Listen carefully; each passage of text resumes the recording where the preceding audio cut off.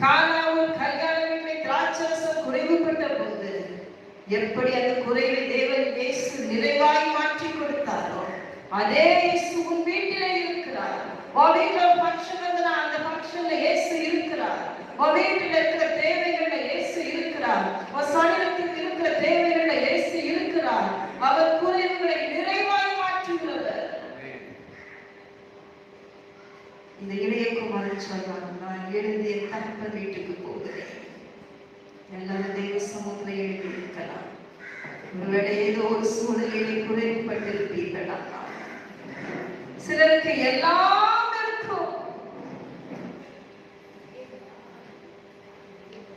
பணம் இருக்கும், பொருள் இருக்கும், ஆஸ்தி இருக்கும், வஸ்து இருக்கும், படிப்பு இருக்கும், பட்டம் இருக்கும், வேலை இருக்கும், எல்லாம் இருக்கும்.